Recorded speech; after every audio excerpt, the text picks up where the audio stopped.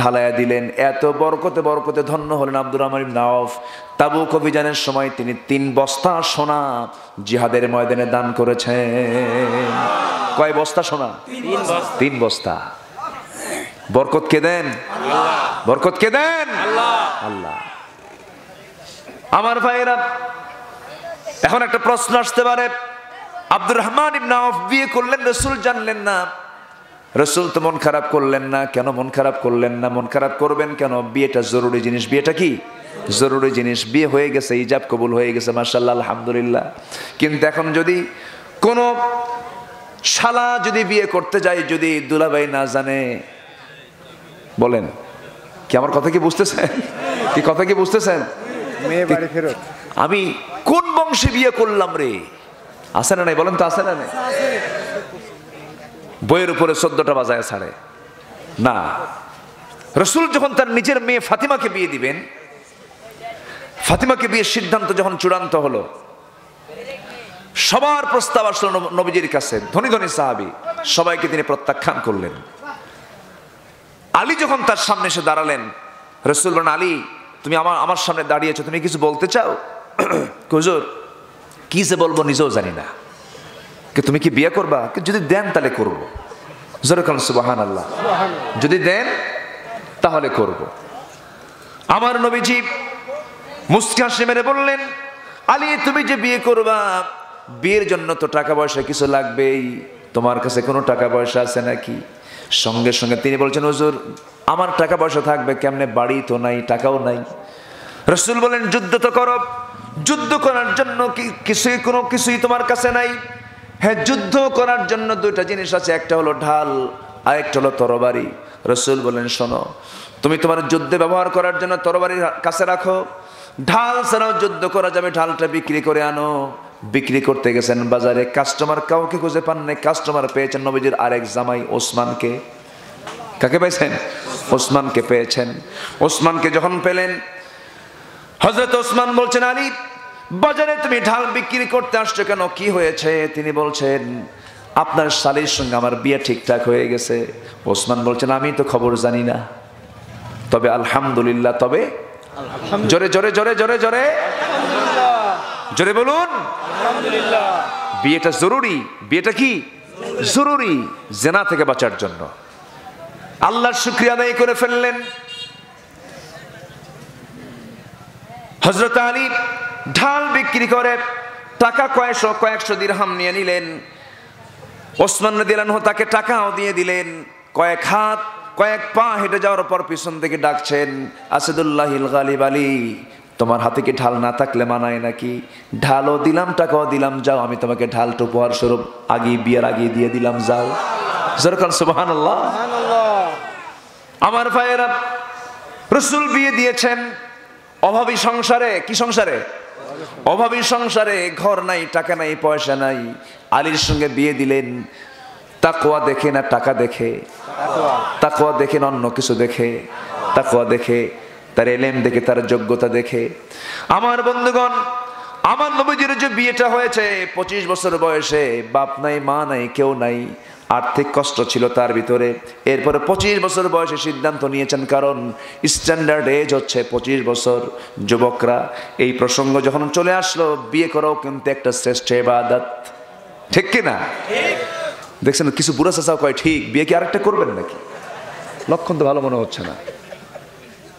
আলোচনা চালিয়ে যাব? 12টা বাজে। 12টা বাজে, হ্যাঁ বাজবে তো, বাজো। আপনারা বাড়িতে যাবেন না? বাড়িতে যাবেন না আপনারা? বলি আলহামদুলিল্লাহ। এত সুন্দর মানুষ আপনারা, বলি আলহামদুলিল্লাহ। গতকালকে আমার মাহফিল ছিল ভোলা। ভোলা চেনেন তো? ভোলা গেলে তো ভোলা ভুলে যেতে হয়। ভোলা। আগামীকালকে আমার মাহফিল বেশি দূরে না, কক্সবাজার। কি কাছে না দূরে? দূরে। পাখি আর কত ওড়ে, তার চেয়ে বেশি উঠতে হয় আমাদের, দৌড়াতে হয়। আমি একটু ভাইকে বললাম, একটু আগে ভাগে উঠায় দেন কিনা হুজুর, এই সময় আপনি উঠেন, দেখা যাক। আপনি যদি আর কিছু সময় থাকেন আমি বলবো, জোরে বলি ইনশাআল্লাহ, আর জোরে বলি ইনশাআল্লাহ। সম্মানিত ভাইয়েরা, সম্মানিত বন্ধুগণ, রাসূল যা বলেছেন সাহাবীরা অস্বীকার করেছেন না গ্রহণ করেছেন?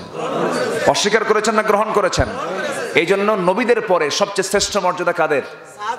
বলেন কাদের? সাহাবীদের। যা বলেছেন বলতে দেরি, শুনতে দেরি না। রাসূল মক্কা ছেড়ে মদিনায় চলে এলেন। সাহাবীরাও কেউ বউ ছেড়ে, কেউ পরিবার ছেড়ে, কেউ বাপ মা ছেড়ে, সব ছেড়ে মদিনার উদ্দেশ্যে চলে আসলেন। একটাই দায়িত্ব, একটা কারণেই তারা এসেছেন, সেটা হলো ইবাদত কারো করব না, ইবাদত করব কার? আল্লাহ। ইবাদত করব কার? ফালা আ'বুদুল্লাযীনা তা'বুদুনা মিন দুনিল্লাহ। আল্লাহ ছাড়া তোমরা যারা ইবাদত করো, আমরা তার ইবাদত করি না। আমার ভাইরা, আরেকজন সাহাবীর কথা মনে হয়ে গেল। সেই সাহাবীর কানে সংবাদ চলে এলো, গত রাত্রে রাসূল হিজরত করে আবু বকরকে সঙ্গে করে নিয়ে রওনা দিয়েছেন মদিনার পানে। আমার নবীজি মক্কায় নাই। নবীজি মক্কা ছেড়েছেন, হিজরত করেছেন। রাতের আধারে আবু বকরকে সঙ্গে করে নিয়ে তিনি ঘর থেকে বের হয়েছেন। এই কথা যখন সাহাবীর কানে চলে গেছে, বউকে আস্তে করে ডাক দিয়ে বলছেন, আমার বউ চলো, তোমাকেও যেতে হবে। হ্যাঁ আমি যাব। সন্তানটাকে কোলে নিয়েছেন। সন্তানকে কোলে নিয়ে সপরিবারে মক্কার সমস্ত আত্মীয়তার বন্ধন সব ছিন্ন করে আল্লাহর দ্বীনকে প্রাধান্য দিয়া আল্লাহর দাসত্বকে বাস্তবে রূপ দেওয়ার জন্য তিনি করলেন কি, পরিবারের সহ সেই সাহাবী রওনা করলেন মাঝ পথে। সেই মাঝখানে পরিবারের লোকজন এসে প্রথমে সেই সাহাবীর বউকে হানা দিয়ে তার শ্বশুর পক্ষের লোকেরা নিয়ে চলে গেল। আর ছোট্ট একটা ছেলে, তার ভাইরা তাকে জোরপূর্বক তার সামনে থেকে তার বড় তার একমাত্র সন্তানকে নিয়ে টেনে নিয়ে চলে গেল। সন্তানকে ছিনিয়ে নিল ভাইরা, বউকে ছিনিয়ে নিল শ্বশুর পক্ষের বাড়ির লোকেরা। সেই সাহাবী মুস্কি মুস্কি হাসি মেরে চোখের পানি ফেলতে ফেলতে আল্লাহকে বলছেন, আল্লাহ, এরা ভেবেছিল হয়তোবা বউয়ের টানে, সন্তানের টানে হয়তোবা দিন ছেড়ে দেব, তোমার ইবাদত ছেড়ে দেব।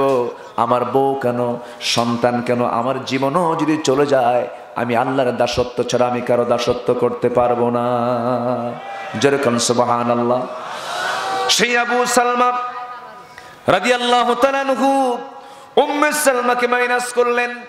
উম্মে সালমাকে সাথে নিতে পারলেন না। ওই দেখি নিজের কলিজার টুকরা, প্রাণাধিক কলিজার টুকরা, আদরের ধন সন্তানকেও নিতে পারলেন না। সম্পূর্ণ একাকী রওনা করলেন মদিনার পানে। মদিনায় চলে গেলেন, রাসূলের সঙ্গে সঙ্গ দিলেন, যুদ্ধের ময়দানে হাজিরা দিবেন, বিভিন্ন কর্মকাণ্ড চালাচ্ছেন, প্ল্যান করে নবীর পিছনে ইক্তেদা করছেন, নামাজ পড়ছেন, দিনের দিন প্রচারের কাজগুলো করছিলেন।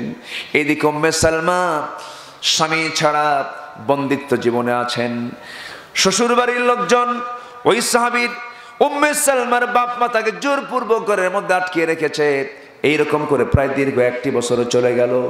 এইদিকে একটা ছেলের সন্তান, সেই সন্তানটাকে ভাইয়েরা আটক করে রেখে দিয়েছে। ছিন্ন বিচ্ছিন্ন পরিবার। উম্মে সালমা 1টি বছরের মাথায় উম্মে সালমা করলেন কি, কোনো একটা রাতের আধারে বাপমার চক্ষু আড়াল করে লুকো চুরি করে সেই জায়গা থেকে পলায়ন করলেন। সন্তানটাকে আরেক জায়গা থেকে লুকায় নিয়ে সন্তানটাকে কোলের মধ্যে হস্তগত করলেন। দুজন মা এবং সন্তান সহ রওনা করলেন মদিনার পানে। মদিনার পানে রওনা দিয়ে মদিনা পর্যন্ত পৌঁছে গেলেন। রাতের বেলা ফজরের সময়ের একটু আগে তিনি মদিনায় পৌঁছে গেলেন। আজান হয়ে গেল, নামাজ হয়ে গেল। রাসূল যখন ফরজ নামাজ শেষ করেছেন, আসসালাতু আলাল মাইয়িত, জানাজার একটা ওয়ার্নিং চলে আসলো, জানাজার একটা সিগন্যাল চলে আসলো। কার জানাজা, কোন লোকের জানাজা? সঙ্গে সঙ্গে বলা হলো, আজকে ফজরের সময় আজকে যারা জানাজা হবে তিনি অন্য কেউ নন, তিনি হচ্ছেন আবু সালমা রাদিয়াল্লাহু তাআলা আনহু। উম্মে সালমা মদিনায় ঢুকেছেন, আবু সালমা দুনিয়া থেকে বিদায় নিয়েছেন। স্ত্রী ঢুকেছেন মদিনায়, স্বামী দুনিয়া থেকে বিদায় নিয়েছেন। এই পৃথিবীর ইতিহাসে, সাহাবীদের ইতিহাসে উম্মে সালমা এবং আবু সালমার দাম্পত্যময় জীবন ছিল খুব সুখময় একটা দাম্পত্যময় জীবন ছিল। এত সুন্দর পরিবার চলছিল, কিন্তু এই যে তছনছ এলোমেলো করে দিল, একমাত্র কারণ হলো কার সন্তুষ্টি? আসতে বলবেন না, কার সন্তুষ্টি? আল্লাহর সন্তুষ্টি, আল্লাহর দাসত্ব। আমার ভাইয়েরা, আবু সালমা উম্মে সালমাকে দারুণ ভালোবাসতেন। উম্মে সালমা আবু সালমাকে দারুণ ভালোবাসতেন। ভালোবাসার আধিক্যে একদিন আবেগ আপ্লুত হয়ে উম্মে সালমা বলে ফেললেন, আমার স্বামী গো, আজকে আপনাকে আমি একটা জটিল প্রশ্ন করব। কি জটিল প্রশ্ন? বলো। আমার স্ত্রী, আমার প্রাণ প্রিয় স্ত্রী, তুমি আমাকে কি প্রশ্ন করবে বলো। এবার উম্মে সালমা বলছেন, আপনি আমাকে কেমন ভালোবাসেন? দারুণ ভালোবাসি। জীবন দিয়া না জীবন রেখে? আবু সালমা বলছেন, আমি তোমাকে দারুণ ভালোবাসি, তুমি আমার প্রাণের স্ত্রী, আমি তোমাকে অবশ্যই ভালোবাসি। একটা প্রশ্ন আমি আপনাকে করব। কি প্রশ্ন বলেন? সেই প্রশ্ন হলো, আমার স্বামী গো, আল্লাহ কি করবেন জানি না, এমনটা যদি হয়ে যায়, আমার মৃত্যু যদি আপনার আগে হয়ে যায়, আপনার স্বামী পৃথিবীতে বেঁচে থাকলেন, আমি আপনার স্ত্রী দুনিয়া থেকে বিদায় নিলাম, কিন্তু আমার বিদায়ের পর আপনি কোনো দ্বিতীয় বিবাহ করবেন কিনা আপনি আমাকে বলেন। এই কথা শোনা মাত্রই আবু সালমা মুস্কি হাসি মেরে বলছে, আমার স্ত্রী, এমন চিন্তা তুমি করো কেন? মরার পরের চিন্তা এখন করার কি দরকার না?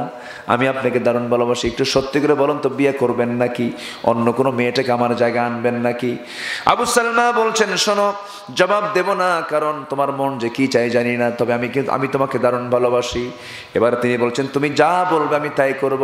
উম্মে সালমা বলছেন, আমার যদি আগে মৃত্যু হয়ে যায়, আমার জায়গায় কোনো অন্য কোনো মহিলাকে আপনি আনতে পারবেন না।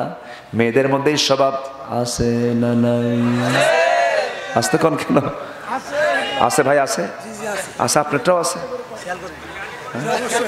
দেখছেন? স্বামীর ভাগ দিতে চায় না, এটা মেয়েদেরকে আল্লাহ পাক এইরকম করে সৃষ্টি করেছেন। আলহামদুলিল্লাহ। স্ত্রী তো একটা সম্পদ, স্ত্রী একটা নিয়ামত, বলি আলহামদুলিল্লাহ। স্ত্রী হলো ইমানের পাহারাদার। স্ত্রী কিসের পাহারাদার? ইমানের পাহারাদার। আপনি একা চলবেন, ফিতনায় পড়বেন। বউ কিনে ঘুরবেন, ফিতনায় পড়বেন না। একা চলবেন, বিপদে পড়বেন। বউ কিনে ঘুরবেন, বরকত পাবেন। আলহামদুলিল্লাহ। রাসূল যুদ্ধে গেছেন বউ নিয়া, হজে গেছেন বউ নিয়া, সফরে গেছেন বউ নিয়া। আল্লাহু আকবার। স্বামী আছে যেখানে বউ আছে, বউ আছে যেখানে স্বামী আছে সেখানে। এটা হচ্ছে ইসলাম। আল্লাহু আকবার।